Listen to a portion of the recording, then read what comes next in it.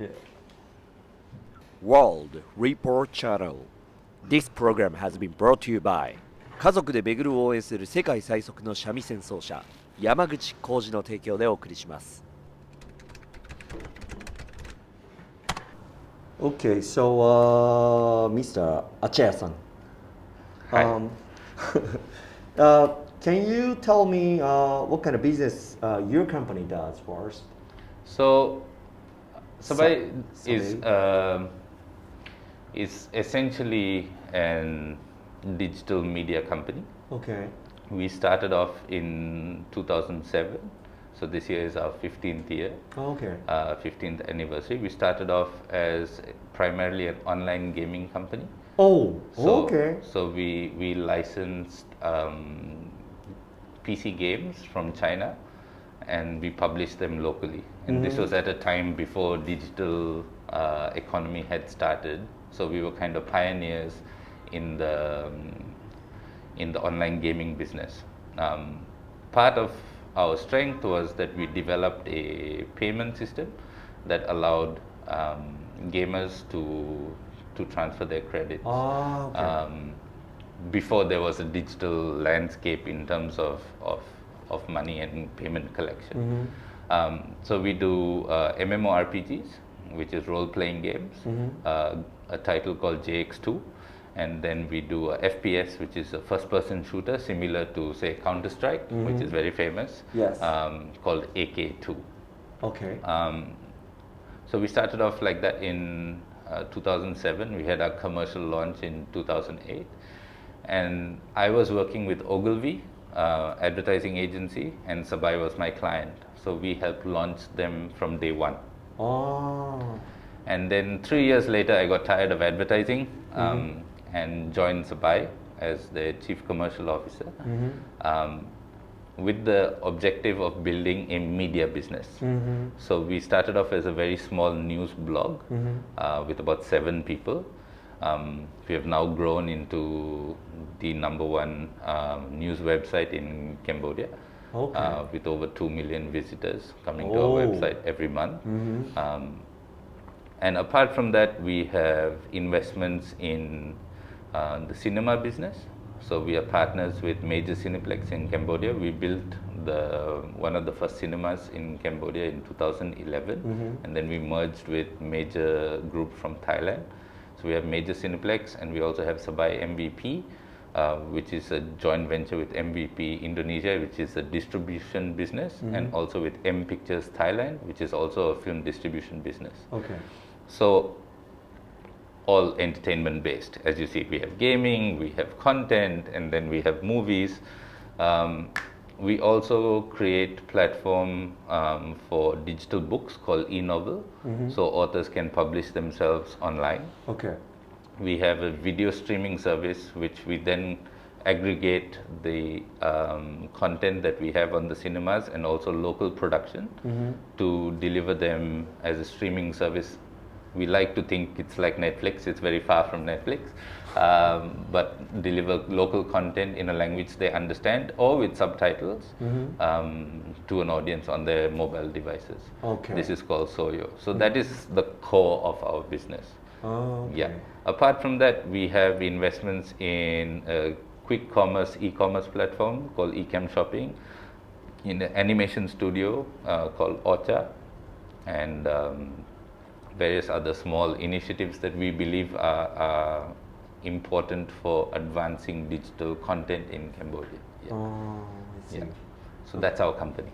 Okay. Yeah. And what is your job at SABAY Digital right now? What are you focusing on right now? So I'm the chief commercial officer, which means I'm in charge of bringing in the money.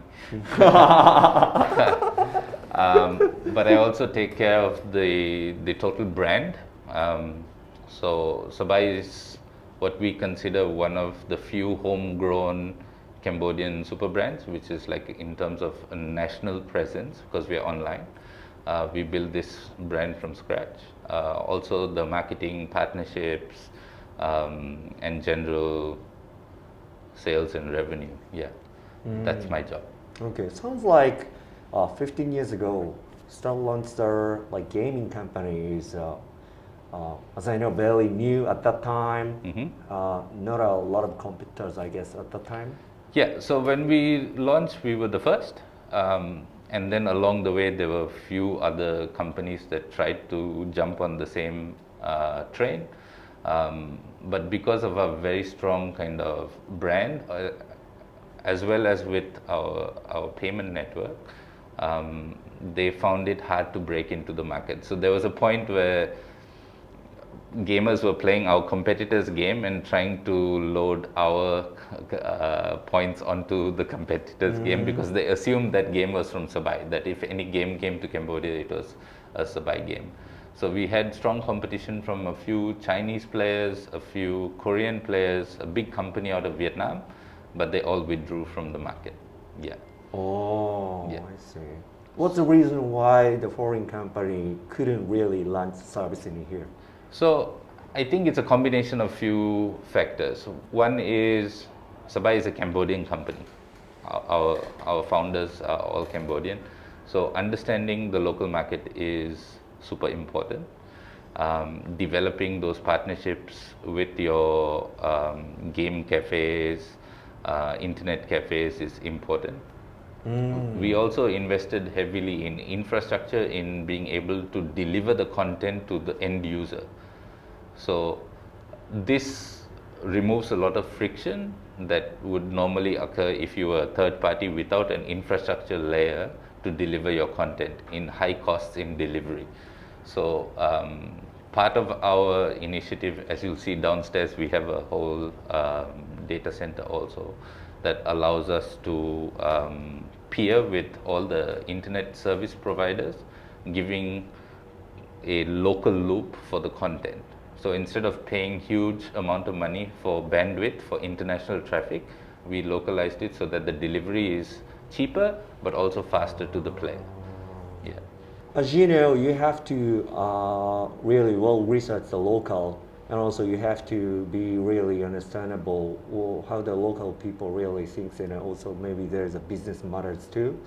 But at the same time, as you speak English, you are out of the country and learn a lot of things. What's the best combination of understanding the local marketing, and also at the same time you have to learn something from the outside country? Correct. So I think the advantage we have as a company is all of us are quite well traveled. Me personally, I grew up in Saudi Arabia and then studied in India, worked in Sri Lanka, multiple places before coming to Cambodia. I speak fluent Khmer. I can tell, yeah. So I can tell. So it requires an international outlook with a local understanding. So we always maintain that SABAY is a Cambodian company, but we work and present ourselves like an international company. So our boss, our CEO, has traveled more than 35-40 countries in the world. So he's quite well exposed. Our COO, who is German, has been in Southeast Asia for a long time, since 1996. Okay.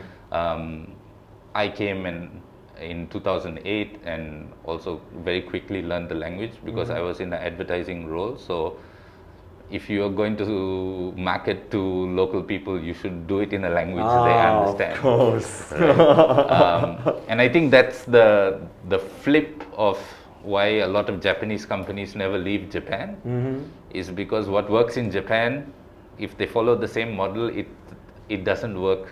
You need to be flexible and understand the local landscape. Right. Like whenever I travel to Japan, it's one of the few countries I go to in the world where I don't want to come back to Cambodia. Oh, it's great to hear that. Right? It's one of the few countries, but I would never live there. Oh. Because I feel the Japanese have created a system that is quite in a box. And everybody follows the rules, but the flexibility is a bit missing. Yes. I also notice in Japanese communication, they tell you all the things you cannot do. Yes, negative list. But they do not tell you what you can do. So, whereas I think in Southeast Asia and developing economies, we are always looking at the opportunity Oh, I see. of seeing what is possible. So that I think is the core kind of outlook that gave us the success that we have. Okay. Yeah. Do you think Japanese market is going to be the really attractive market for you guys? For us to enter into Yeah. Japan, Or as a economic wise or the business wise, anyways, have a relationship with the Japanese business? so I think bringing expertise from Japan is huge opportunity. Okay. Like Anime and all the stuff. we've spoken to How's the anime business going on? Like Anime it's for here? your license. We tried a few. It's mainly a language and a cultural issue. So I think the anime business in Japan grew from manga kind of being part of the social Yeah, and culture. that exports to like Korea and China. Yeah. It's a hot market right now. Yeah. So the phones becoming super cheap, and also distribution of content and the internet. I think Cambodia went straight to a screen-based model of consuming content. Oh. So for anime to work, you need to have that culture, that legendary kind of social fabric of consuming comics when you were young. I mean, I really get the point because Yeah. I traveled to the like Korea. Yeah. Everybody says, "Hey, oh, you Japan, Dragon Ball, Yeah. Kamehameha," like Yeah, that. yeah. But it's not, for the Cambodian people, I guess. Yeah, it's not. So we grew up with stuff like Gundam and stuff like that. Oh, Gundam. Right? So we are familiar with growing up reading the books and then moving on to anime, and then so I think that little gap is what Cambodia kind of missed. But there are still certain properties that are super popular. Right. So like Naruto is super popular in Cambodia. Okay. What is the other one? The blue anime. Doraemon? Doraemon is super. Sorry, It's okay, it's okay. skipped my mind. It's cat. Oh, it's a cat. It's a cat. That shows you how much I know. But yes, Doraemon is super popular also. Oh, wow. So those are like probably the two standout Interesting. properties that I made. Okay. Pokemon is kind of okay. Dragon Ball Z, depending on how old people Generations. are. Yeah, the generation. But yeah, anime has not made a huge impact. I've been to Japan many times to go and try and source anime from Tokyo Film Festival. I see. We tried a few experiments. I was in discussion with Shogakan also. I've been to their offices, amazing people. It's just a different mindset. I'm not saying it will never come. It's just probably not The now. right time? Not now. Yeah. Okay, I Yeah. see. So your originality is from India? Yeah, so So you have an Indian passport? I have an Indian passport. I was Okay. born in Sri Lanka. My mother is Sri Lankan. Okay. She's also quite mixed. So I consider myself as an Indian hybrid. Okay, got Yeah, it. yeah. So you live in Cambodia right now. Mhm. So you can look at this country as an inside and also at the same time outside too. Correct. What is the very important things to make success in this country? Cambodians are very emotional people. You have to understand what kind of sentiment to communicate to them. It's a very value-driven market where their willingness to pay has to be excited for you to win. That's why a lot of brands go down the promotion route where they price it at one level and then underprice it as a promo just to get people so they feel that they're getting a better deal, right? So most pricing strategy in Cambodia has to be, you have to build in a promotional aspect to it. The people are beautiful people. They're some of the last few kind people on the planet. and quite simple in terms of what they want from life. So I feel the opportunities are huge still. Still, okay. Still in Cambodia, there's a lot of opportunity, but everything lies in execution.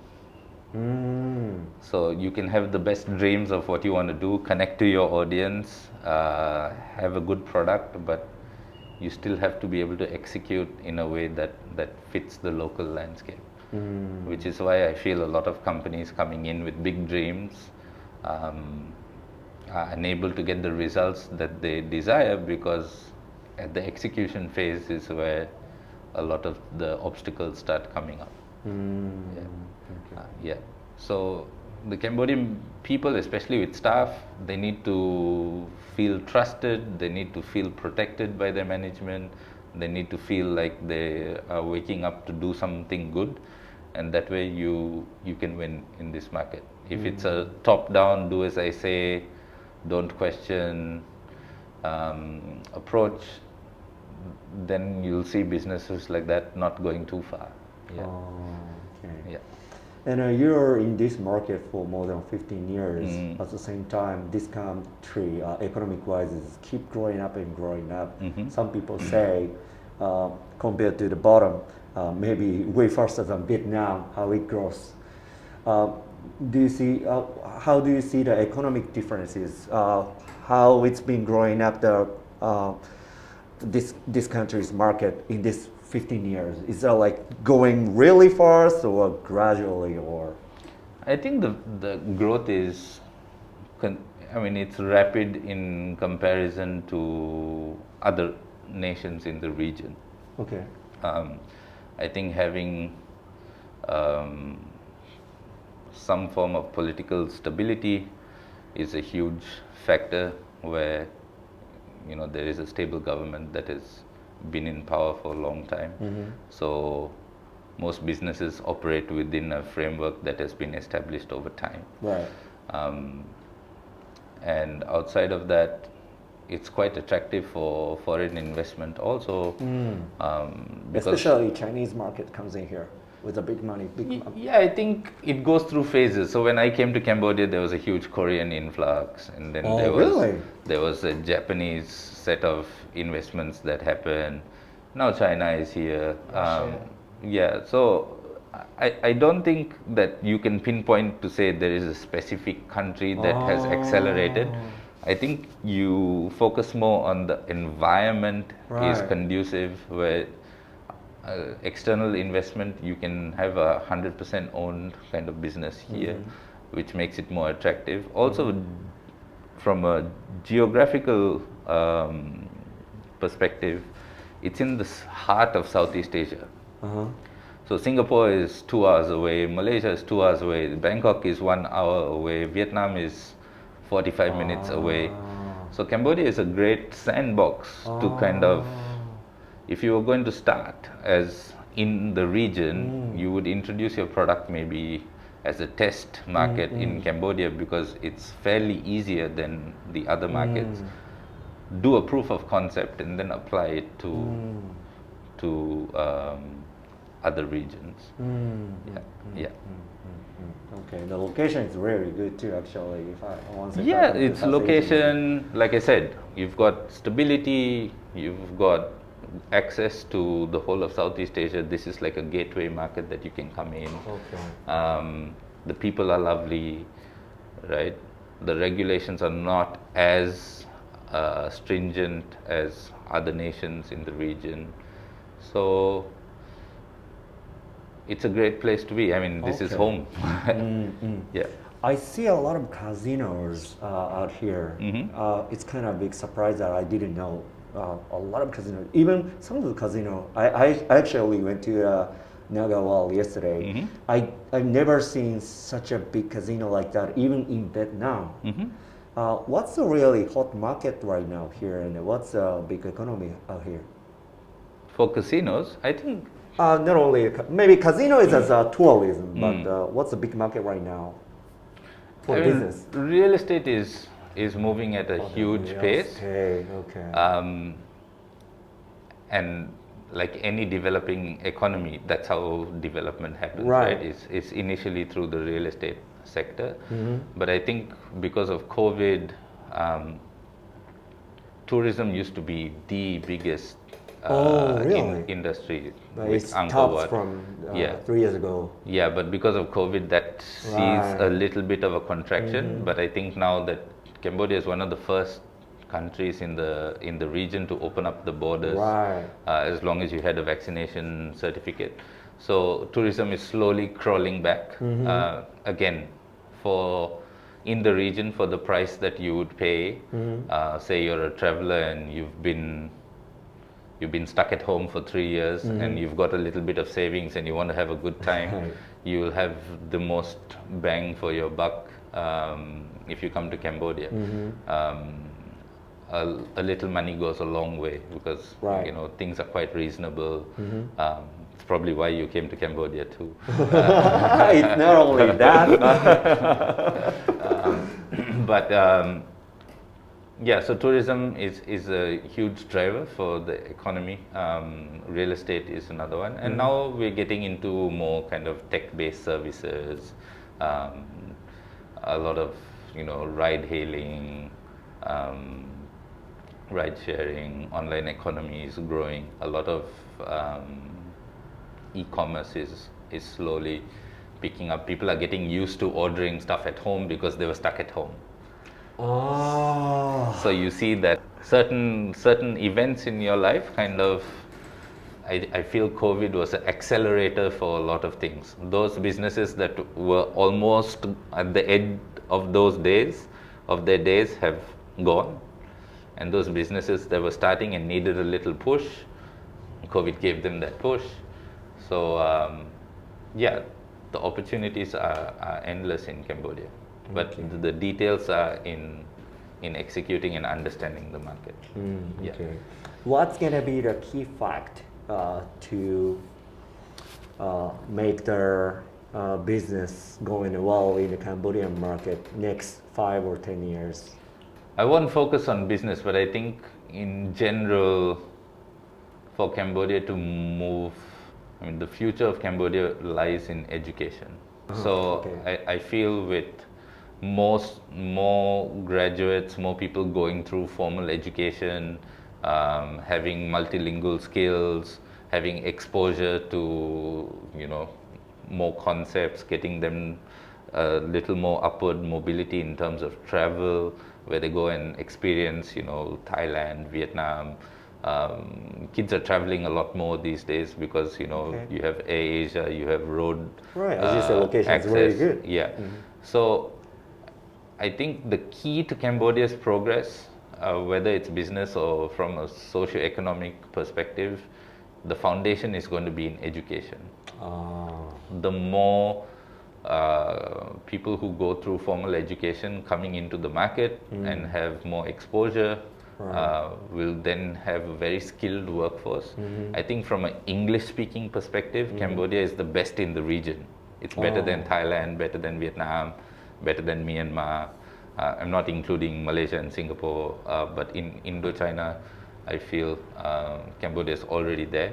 Yeah, I kind of like really surprised that when I was in Vietnam, I mean, people speak English, but not a lot. Yeah.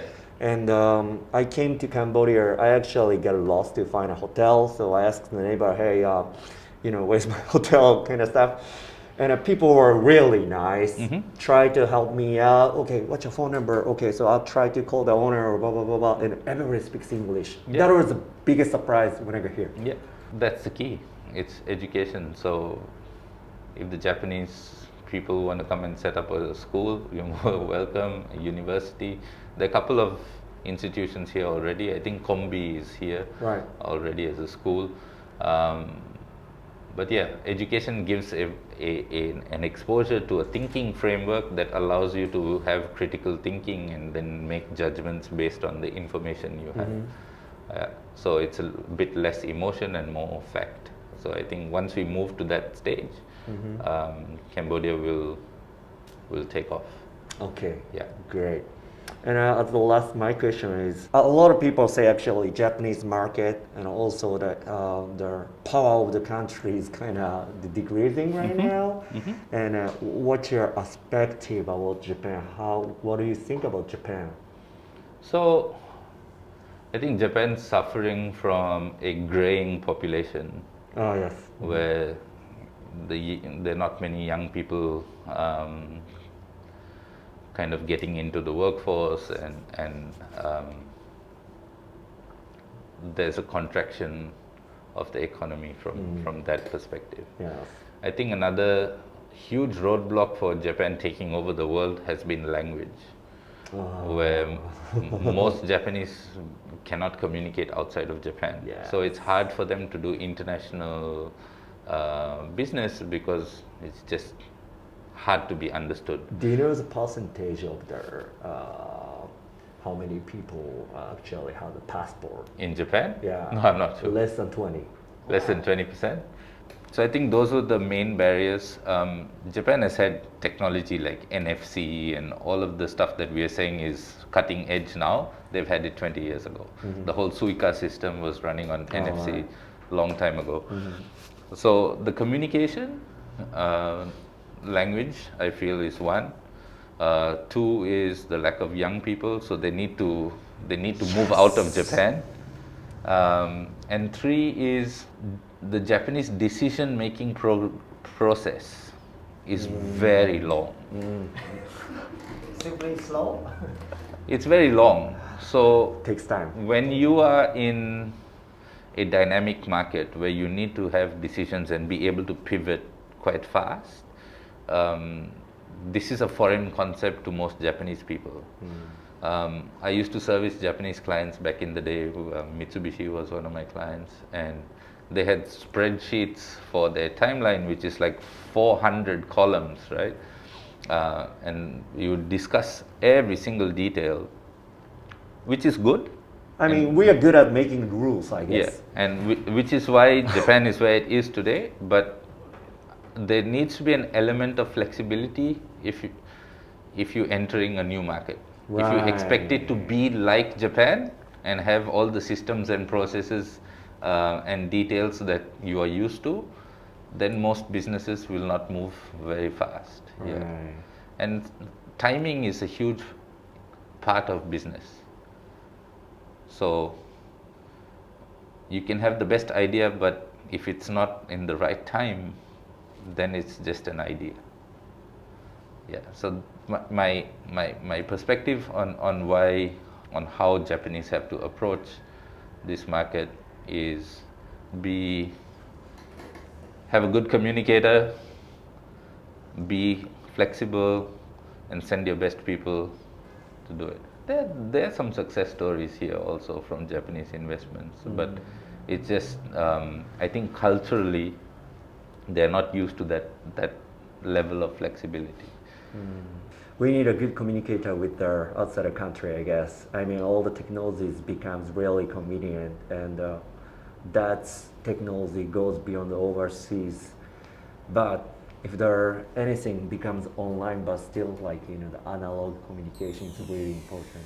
Yeah, I feel you just have to make yourself understood. Life is all about managing expectations, right? So if you're able to communicate what your expectations are, then it's easier for you to minimize your disappointment. Right. Yeah. Okay, Mr. Achaya, thank you very much. Thank you very much. Thank you. ワールドリポートチャンネル。この番組はエネテク、スズラン鍼灸接骨院、カフェドベルの提供でお送りしました。ワールドリポートチャンネルご視聴いただきありがとうございました。さあ今回の旅の企画、そしてリポちゃんの運営はですね、皆さんからの貴重な寄付ご支援によって成り立っています。少しでも動画がいいなと思ってくれたあなた、少しでもその企画応援してやろうと思ってくれたあなた、ぜひとも寄付ご支援のほどよろしくお願いいたします。サイトはですね、下のリンクから飛べるようになっているんですが、リポちゃんの寄付サイトに飛んでいただきますと任意の額を打ち込むことができるようになっています。クレジットもしくはペイパル両方とも対応していますので、あなたの貴重な寄付ご支援がですね、次の旅次の取材へとつながっていきますので、何卒貴重なご支援よろしくお願いいたします。本当にありがとうございます。